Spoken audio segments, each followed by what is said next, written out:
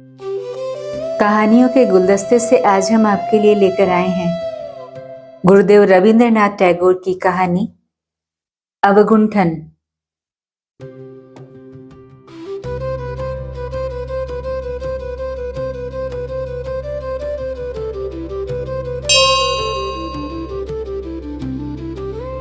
महामाया और राजीव लोचन दोनों सरिता के तट पर एक प्राचीन शिवालय के खंडहरों में मिले।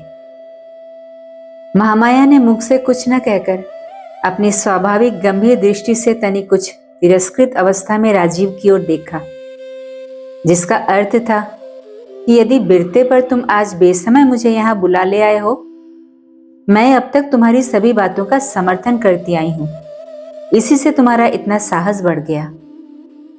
राजीव लोचन तो वैसे महामाया से सदैव त्रस्त रहता है, उस पर वो चितवन बेचारा कांप उठा। साहस बटोरकर कुछ कहना चाहता था, किंतु उसकी आशाओं पर उसी क्षण पानी फिर गया और अब इस भेंट की शीघ्रता से कोई न कोई कारण बिना बताए भी उसका छुटकारा नहीं हो सकता। अतः वो शीघ्रता से कह बैठा, मैं चाहता हूं कि यहां से कहीं भाग चले और वहां जाकर दोनों विवाह कर लें। राजीव जिन विचारों को प्रकट करना चाहता था, विचार तो उसने ठीक वही प्रकट किए, किंतु जो भूमिका वो बनाकर लाया था वो न जाने कहां गुम हो गई। उसके विचार बिल्कुल रसहीन और निरर्थक सिद्ध हुए। सो तो ठीक है ही, लेकिन सुनने में भी भद्दे और अजीब से लगे। वो स्वयं ही सुनकर भौचक्का सा रह गया और भी दो चार बात जोड़कर उसे तनिक नरम बना देने की शक्ति उसमें न रही।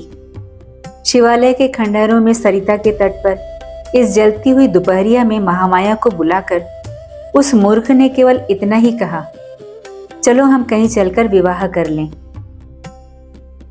महामाया कुलीनों के घर की अविवाहित कन्या है। अवस्था है 40 वर्ष की। जैसी बड़ी अवस्था है वैसा ही सौंदर्य। शरद की धूप के समान पक्के सोने के रंग की प्रतिमा सी लगती है। उस धूप जैसी ही दीप्त और नीरव उसकी दृष्टि है। दिव्य लोक जैसी उन्मुक्त और निर्भीक। उसके पिता नहीं है, केवल बड़ा भाई है। उसका नाम है भवानी चरण। भाई बहन का स्वभाव एक सा ही है। मुख से कुछ कहता नहीं, पर तेज ऐसा है कि दोपहर के सूर्य की तरह चुपके से जला सब कुछ देते हैं।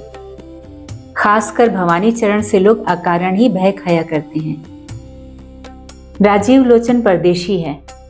यहाँ की रेशम की कोठी का बड़ा साहब उसे अपने साथ ले आया था। राजीव के पिता इस साहब की कोठी में काम करते थे। उसके स्वर्गवासी हो जाने पर साहब ने उसके नाबालिग लड़के के लालन पालन का सारा भार अपने ऊपर ले लिया और बाल्यकाल से ही उसे वो अपनी इस वामनहारी की कोठी में ले आया। लड़के के साथ केवल उसकी स्नेह करने वाली बुआ थी। राजीव अपनी बुआ के साथ भवानी चरण के पड़ोस में रहा करता था। महामाया उसकी बाल सहचरी थी और राजीव की बुआ के साथ उसका सुदृढ़ स्नेह बंधन था। राजीव की अवस्था क्रमशः 16, 17, 18 यहाँ तक कि 19 वर्ष की हो गई। फिर भी बुआ के अनुरोध करने पर भी वो विवाह नहीं करना चाहता था। साहब उसकी इस सुबुद्धि का परिचय पाकर बहुत ही प्रसन्न हुआ। उसने सोचा कि लड़के ने उन्हीं को अपना आदर्श बना लिया है। साहब भी अविवाहित थे। इस बीच में बुआ भी स्वर्गवासिनी बनी।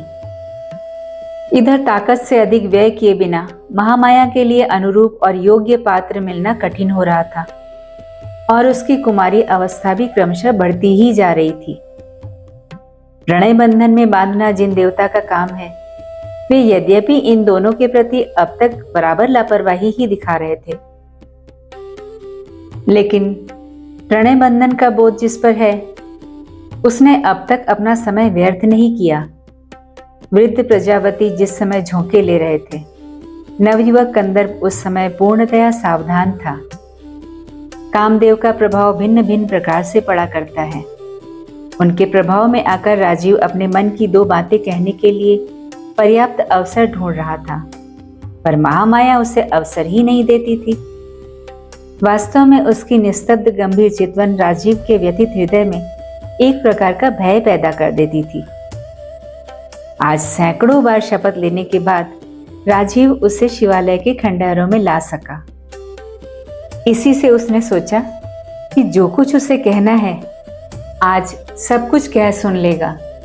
उसके बाद या तो जिंदगी भर सुख में रहेगा और नहीं तो आत्महत्या कर लेगा। जीवन के एक संकटमय दिन में राजीव ने केवल इतना ही कहा, चलो विवाह कर लें, और उसके उपरांत पाठ भूले हुए छात्र के समान सक पकाकर चुप रह गया। महामाया को मानो ये आशा ही न थी कि राजीव उसके सन्मुख ऐसा प्रस्ताव रख देगा। इससे देर तक वो चुप खड़ी रही। दोपहरी की बहुत ही अनिर्दिष्ट करुण ध्वनियां होती हैं, वे सब की सब इस सन्नाटे में फूट निकली। वायु से शिवालय का आधा हिलता हुआ टूटा द्वार बीच बीच में बहुत ही क्षीण स्वर में धीरे धीरे खुलने और बंद होने लगा। कभी शिवालय के झरोखों में बैठा हुआ कपूत गुटरगू करता, तो कभी सूखे पल्लवों के ऊपर से सरासर करती हुई गिरगिट निकल जाती, तो कभी सहसा पत्ते बार बार आर्तनाद कर उठते। बीच बीच में सहसा नदी का जल जागृत हो जाता और टूटे घाट की सीढ़ियों पर छल छल छपक छपक चोट करने लगता।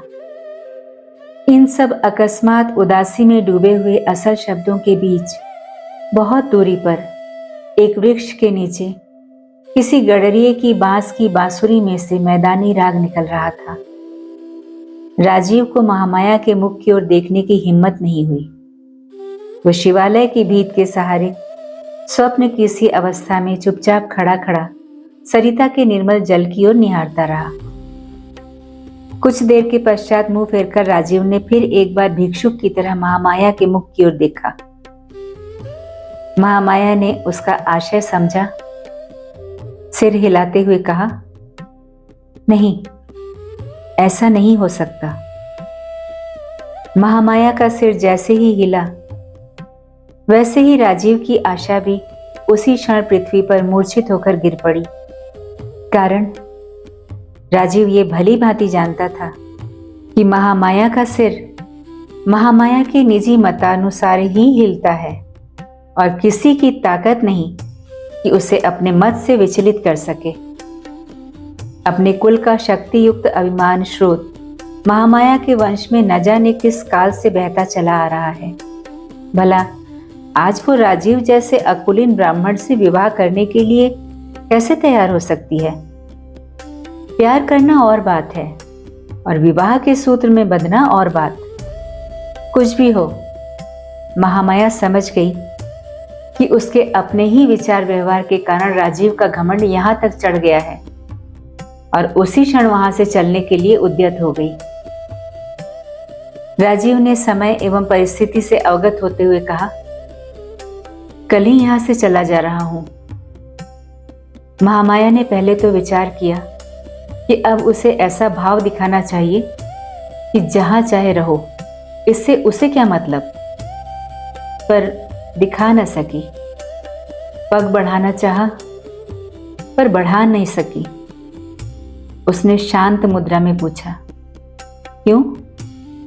राजीव ने कहा, हमारे साहब की यहां से सोनपुर के लिए बदली हो गई है। वे जा रहे हैं, सो मुझे भी साथ लेते जाएंगे। महामाया का बहुत देर तक मुख न खुल सका। वो सोचती रही, दोनों के जीवन की गति दो ओर है। किसी भी इंसान को सदैव के लिए नजरबंद नहीं किया जा सकता। अतः उसने शांत ओष्ठों को तनिक खोलकर कहा, अच्छा। उसका ये अच्छा कुछ कुछ गहरी उदासी सी सुनाई दी और इतना ही कह के ये जाने के लिए तैयार हो गई। इतने में राजीव ने चौंक कर कहा, भवानी बाबू। महामाया ने देखा भवानी चरण शिवालय की ओर से आ रहे हैं। समझ गई कि उन्हें सब पता लग गया है। राजीव ने महामाया पर अकस्मात मुसीबत आते हुए देखकर शिवालय की टूटी फूटी दीवार फांदकर भागने का प्रयत्न किया, किंतु महामाया ने हाथ पकड़कर उसे रोक लिया। भवानी चरण शिवालय के खंडहरों में पहुंचे और सिर्फ एक बार चुपचाप दोनों की ओर स्थिर दृष्टि से देखा।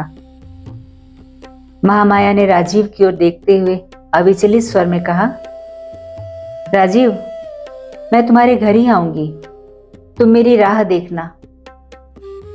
भवानी चरण चुपचाप शिवालय से बाहर आ गए। महामाया भी चुपचाप उनका अनुसरण करने लगी और राजीव चकित सा होकर वहीं खड़ा रहा, मानो उसे फांसी का दंड सुनाया गया हो। उसी दिन रात को भवानी चरण ने विशेष रेशमी साड़ी लेकर महामाया को दी और बोले, इसे पहन आओ। महामाया उसे पहन आई। उसके बाद बोले, अब मेरे साथ चलो। आज तक भवानी चरण की आज्ञा तो दूर रही, संकेत तक का भी किसी ने उल्लंघन नहीं किया था, महामाया ने भी नहीं। उसी रात्रि को दोनों सरिता के तट पर श्मशान भूमि की ओर चल दिए। श्मशान भूमि अधिक दूर नहीं थी। वहां गंगा यात्री के घर में एक बूढ़ा ब्राह्मण अंतिम घड़ियां गिन रहा था। उसकी खटिया के पास दोनों पहुंचकर खड़े हो गए। घर के एक कोने में पुरोहित ब्राह्मण भी मौजूद था। भवानी चरण ने उससे संकेत में कुछ कहा। वो शीघ्र ही शुभानुष्ठान की तैयारियां करके पास आ खड़ा हुआ।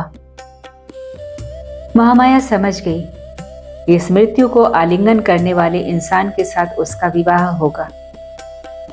उसने रत्ती भर भी विरोध नहीं किया। समीप में ही जलती हुई दो चिताओं के प्रकाश में उस अंधेरे से घर में मृत्यु की यंत्रणा की आर्त ध्वनि के साथ अस्पष्ट मंत्रोच्चारण मिलाकर महामाया का पाणी ग्रहण संस्कार करा दिया गया। जिस दिन विवाह हुआ उसके दूसरे दिन ही महामाया विधवा हो गई। इस दुर्घटना से महामाया को तिल मात्र भी शोक न हुआ और राजीव भी अचानक महामाया के विवाह की सूचना पाकर जैसा दुखी हुआ था, वैधव्य की सूचना से वैसा न हुआ, बल्कि उससे कुछ खुशी हो गई। पहले उसने सोचा कि साहब को सूचित कर दें और उसकी सहायता से इस अमानुषिक अत्याचार पर किसी प्रकार प्रतिबंध लगा दिया जाए। तभी विचार आया कि साहब तो सोनपुर जा चुका है, राजीव को भी वो साथ ले जाना चाहता था, पर वो 1 मास का अवकाश लेकर यहीं रह गया है। महामाया ने उसे वचन दिया है, तुम मेरी राह देखना। उसकी वो किसी प्रकार भी उपेक्षा नहीं कर सकता। इतने में बड़े जोर की आंधी के साथ मूसलाधार वर्षा होने लगी। आंधी क्या थी, भयंकर तूफान था। राजीव को ऐसा महसूस होने लगा मानो अभी उसके सिर पर मकान ही टूट पड़ेगा। जब उसने देखा कि उसके अंतःकरण के समान बाह्य प्रकृति में भी एक प्रकार की प्रलय सी उठ खड़ी हुई है, तब उसे कुछ शांति सी मिली। उसे ऐसा प्रतीत होने लगा कि मानो स्वयं प्रकृति ही आकाश पाताल एक करके उससे कहीं अधिक शक्ति का प्रयोग करके उसका काम पूरा कर रही है। इसी समय बाहर से किसी ने द्वार पर जोर से धक्का मारा। राजीव ने शीघ्रता के साथ द्वार खोला। घर में भीगे वस्त्र पहने हुए एक स्त्री ने प्रवेश किया। चेहरे पर उसके लंबा अवगुंठन पड़ा हुआ था। राजीव ने उसे उसी क्षण पहचान लिया। ये तो महामाया है। उसने आवेश भरे स्वर में पूछा, महामाया, तुम चिता से उठाई हो? महामाया ने कहा, हाँ, मैंने वचन दिया था कि मैं तुम्हारे घर आऊंगी। उसी वचन को पालने के लिए आई हूं। लेकिन राजीव, मैं अब ठीक पहले की तरह नहीं हूं। मेरा सब कुछ बदल गया है, लेकिन अपने मन में महामाया हूं। अब भी बोलो, और यदि तुम वचन दो कि कभी भी तुम मेरा अवगुंठन ना हटाओगे, मेरा मुख ना निहारोगे, तो मैं जीवन भर तुम्हारे साथ रह सकती हूं। मृत्यु के चंगुल से वापस मिल जाना ही बहुत है। उस समय और सब बातें तुच्छ मालूम देती हैं। राजीव ने शीघ्रता से कहा, तुम जैसे चाहो वैसे रहना। मुझे छोड़ जाओगी तो मैं नहीं रह सकता। महामाया ने कहा, तो अभी चलो, तुम्हारा साहब जहां गया है वहीं ले चलो मुझे। घर में जो कुछ था सब कुछ छोड़ छाड़ कर राजीव महामाया को लेकर उसी प्रकृति के प्रकोप में निकल पड़ा। ऐसा बवंडर चल रहा था कि खड़ा होना मुश्किल था। उसके वेग में कंकड़ियां उड़ उड़कर बंदूक के छर्रों के समान शरीर में चुभने लगी। दोनों इस भय से कि कहीं सिर पर वृक्ष न गिर पड़े, सड़क छोड़कर विस्तृत मैदान में होकर रास्ता पार करने लगे। बवंडर का जोर पीछे से धकेलने लगा, मानो ये इन्हें इस दुनिया से छीनकर प्रलय की ओर उड़ाए लिए जा रहा हो। एक बात स्पष्ट करना जरूरी है, इस कथा को कोरी कवि कल्पना ही न समझे। जिन दिनों यहां सती की प्रथा प्रचलित थी, उन्हीं दिनों ऐसी घटनाएं कभी कभी हो जाया करती थी। महामाया के हाथ पैर बांधकर यथा समय चिता में रखकर उसमें आग लगा दी गई थी। आग भी खूब जोरों से जल उठी थी, लेकिन उसी समय बहुत जोर का बवंडर उठा और मूसलाधार वर्षा पड़ने लगी। जो दाह संस्कार करने आए थे वे शीघ्रता से गंगा यात्री वाली कोठरी में जा छिपे और भीतर से द्वार बंद कर लिया। सभी समझते हैं कि ऐसे आंधी पानी में चिता बुझते समय नहीं लगता। इसी बीच में उसके हाथ में बंधा कपड़ा जलकर भस्म हो गया और हाथ खुल गए। असह्य दाह पीड़ा में मुख से वो कुछ न कह सकी। तुरंत उठकर बैठ गई और पैर की रस्सी खोल डाली। उसके बाद कई स्थानों से जली हुई साड़ी से देह को छिपाते हुए लगभग नंगी सी चिता से उतरकर पहले वो अपने घर आई। घर में कोई था नहीं, सब श्मशान में थे। दीपक जलाकर एक धोती पहनकर महामाया ने एक बार दर्पण में अपना चेहरा देखा और दर्पण जमीन पर दे पटका। फिर कुछ देर खड़ी खड़ी सोचती रही।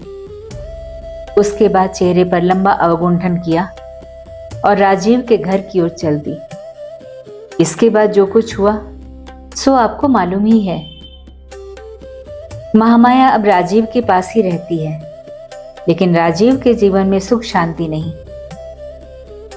दोनों के बीच केवल अवगुंठन का व्यवधान है, लेकिन वो अवगुंठन मौत के समान चिर स्थायी नहीं, अपितु मृत्यु से भी बढ़कर पीड़ा उत्पादक है। इसलिए कि निराशा मृत्यु की विरह पीड़ा को धीरे धीरे अचिंतन रूप प्रदान कर देती है, किंतु इस अवगुंठन के पृथक रूप ने एक जीती जागती आशा को प्रतिदिन प्रतिपल व्यथित एवं पीड़ित कर रखा है। एक तो पहले ही महामाया की शांत प्रकृति है, उस पर उसके इस अवगुंठन के भीतर नीरवता दुगनी असह्य सी प्रतीत होने लगी। राजीव अब ऐसे रहने लगा जैसे उसे मृत्यु की चलती फिरती पुतली ने घेर लिया हो। वो पुतली उसके जीवन को आलिंगन करके नित्य प्रति उसे क्षीण करती जा रही है। राजीव पहले जिस महामाया नाम से परिचित था, उसे तो उसने खो दिया। अब तो केवल उसकी सुंदर बाल्य स्मृति पर ही जीवन को अवलंबित करके इस दुनिया में रह सकता है, परंतु उसमें भी अवगुंठन युक्त पुतली सदैव उसके पार्श्व में रहकर बाधा पहुंचाती रहती है। वो सोचता है इंसान में स्वभाव से ही काफी अंतर है, और खासकर महामाया तो महाभारत के कर्ण के समान स्वाभाविक कवच धनी है। वो अपने स्वभाव के इर्द गिर्द एक प्रकार का आवरण लेकर जन्मी है। उपरांत बीच में फिर मानो वो पुनर्जन्म लेकर और एक आवरण लेकर आई है। रात दिन साथ रहती हुई भी वो इतनी दूर चली गई है कि मानो राजीव से उस दूरी को पार नहीं किया जाता।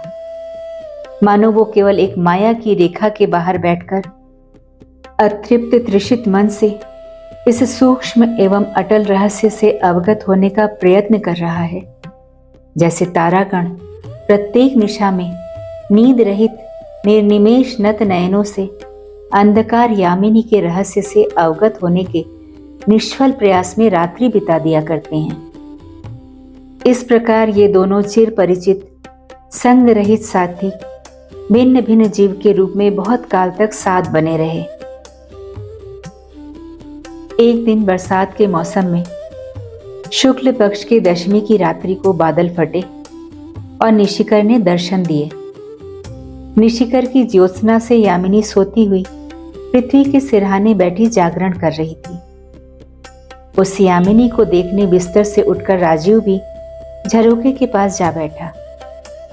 बरखा और गर्मी के संगम से थके हुए उपवन में से एक प्रकार की सुगंध और झिंगुरों के झिन्न झिन्न की ध्वनि कमरे में आकर उसके मनोराज्य में एक प्रकार की अराजकता व्याप्त कर रही थी।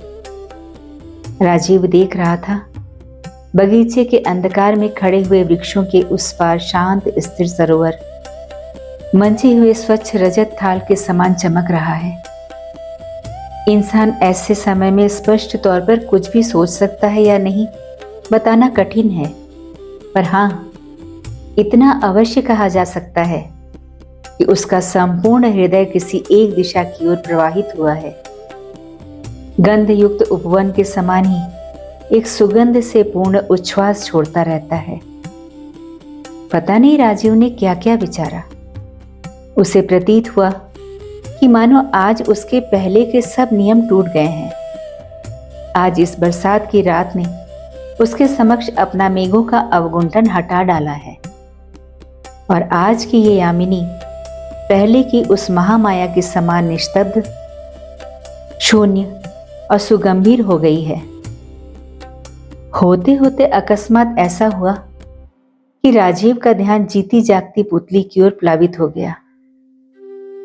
स्वान चलित के समान चलकर राजीव ने महामाया के कमरे में प्रवेश किया। महामाया उस समय निद्रा लोक की सैर कर रही थी। राजीव उसकी शैया के पास जाकर खड़ा हो गया।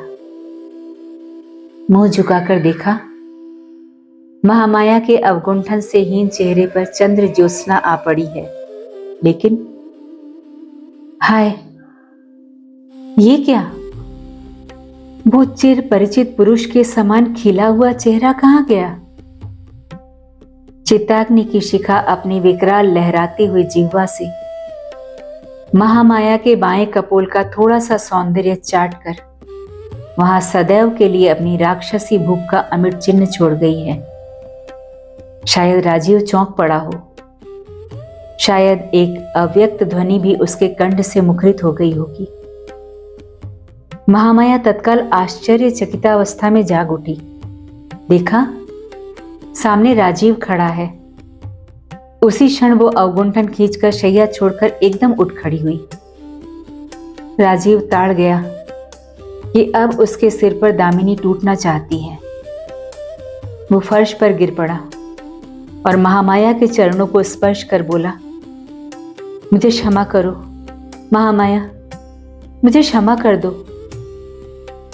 महामाया कुछ उत्तर न देकर, एक पल के लिए भी पीछे की ओर न हटकर घर से बाहर निकल गई। राजीव के घर वो फिर कभी नहीं लौटी। उसका कहीं भी पता न चला। इस क्षमाहीन चिर गमन की क्रोधाग्नि राजीव के संपूर्ण जीवन पर सदैव के लिए सुदीर्घ दग्ध चिन्ह छोड़ गई।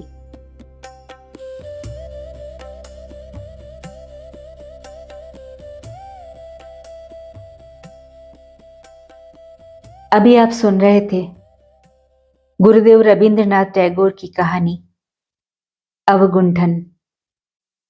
स्वर मेरा यानी जया भट्टाचार्य का था।